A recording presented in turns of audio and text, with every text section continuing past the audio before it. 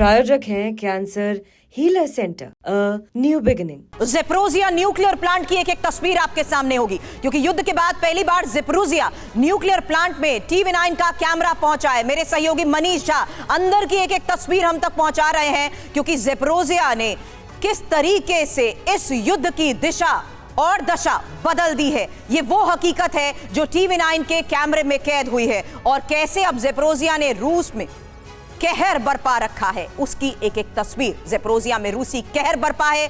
Europe का यह सबसे बड़ा न्यूक्लियर प्लांट है। इसी न्यूक्लियर प्लांट में युद्ध के बाद पहली बार पहुंचे TV9 की यह तस्वीर। आपको बता दें, पहली बार है कि किसी चैनल का कैमरा TV9 के साहसिक रिपोर्टर मनीष झा और कैमरामैन अशोक चौहान इसी न्यूक्लियर प्लांट में पहुंचे हैं।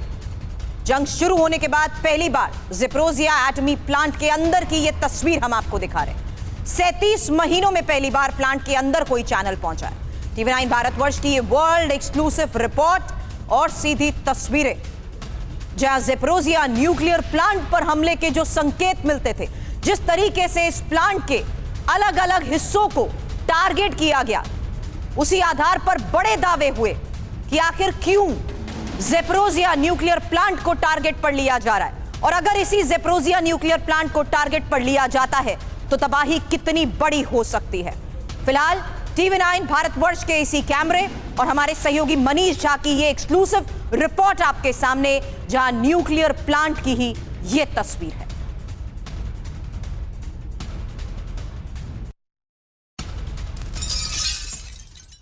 किसी भी न्यूक्लियर रिएक्टर का सबसे अहम हिस्सा होता है उसका परमाणु ईंधन। परमाणु ईंधन जो कि पावर प्लांट में इस्तेमाल होता है, उसमें यूरेनियम 5% तक होता है। 5% से 20% तक होने के बाद उसी परमाणु ईंधन का इस्तेमाल फिर एक्सप्लोसिव या फिर कहें जब उसका इनरिचमेंट 90% हो जाता है तब वो परमाणु बम बन जाता है। लेकिन आप देखिए कि 1% से भी उतना ही खतरा हो जाता है। इस वक्त हम आपको दिखा रहे हैं TV9 के कैमरे पर रियल जो टैंकर है जिसमें फ्यूल रखा जाता है, वो हम आपको दिखा रहे हैं, और उसमें उस फ्यूल को इस तरीके के रॉड से कंट्रोल किया जाता है। हम आपको रियल रॉड दिखा रहे हैं। ये देखिए, ये न्यूक्लियर रिएक्टर का रॉड है जो आप देख रहे हैं, न्यूक्लियर रिएक्टर का रॉड, जिसके जरिए आप किसी भी न्यूक्लियर रिएक्टर को कंट्रोल करते हैं। और जब ये रॉड सक्सेसफुली काम नहीं करता तभी जाकर हादसा होता है।